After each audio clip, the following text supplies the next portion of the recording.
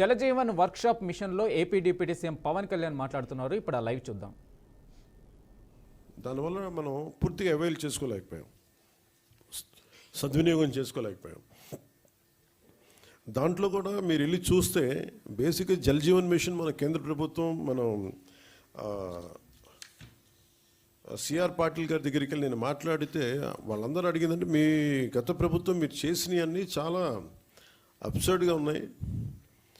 మేము అడిగింది ఏంటంటే పర్మనెంట్ అంటే ఒక సస్టైనబుల్ వాటర్ సోర్స్ నుంచి రావాలి. అంటే బేసిక్గా వాళ్ళు అడుగుతుంది ఏంటంటే మీకు రిజర్వాయర్ నుంచి నీళ్లు తీసుకుంటేనే ఇది ఇస్తుంది.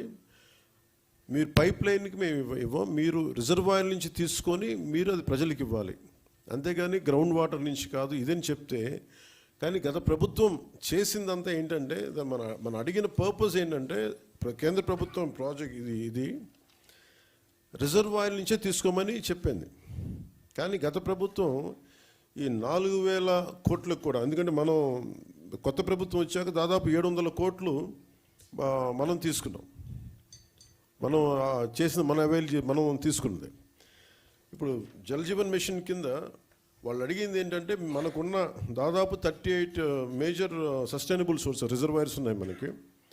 వాటికి సంబంధించి 95.44 ట్యాప్ కనెక్షన్స్కి 38 ఈ వాటర్ రిసోర్సెస్ నుంచి సస్టైనబుల్ వాటర్ రిసోర్స్ని తీసుకోమని ప్రతిపాదన ఉంది.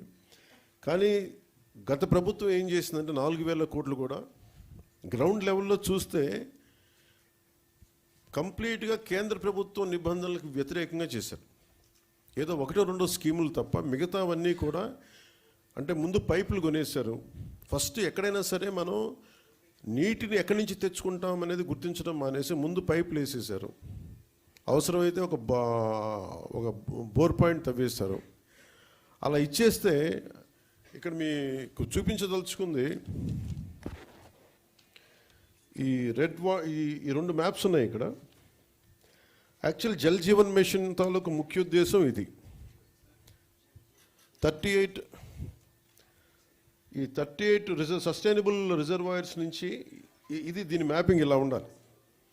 ఈ రెడ్ ఎందుకు ఉన్నాయి ఇక్కడ, ఈ రెడ్ ఇవన్నీ ఎందుకు ఉన్నాయి అంటే ఇవన్నీ బోర్ పాయింట్స్తో చేసింది. బోర్ పాయింట్స్ నిరంతర సరఫరా ఉండదు, ఏదో ఒక 5 నెలలు రావచ్చు, లేదంటే వాటర్ చెరువులు బోర్లు ఎండిపోతే మళ్ళీ ఆగిపోతాయి. సో ఇట్లాగా వీళ్ళు 4,000 కోట్లు ఖర్చు పెట్టినా కానీ వాస్తవానికి అవి ఏవి పనిచేసే పరిస్థితిలో లేవు. సో దిస్ ఇస్ 4,000 కోట్లు దుర్వినియోగం అయిపోయినట్టుగా మనం భావించవచ్చు.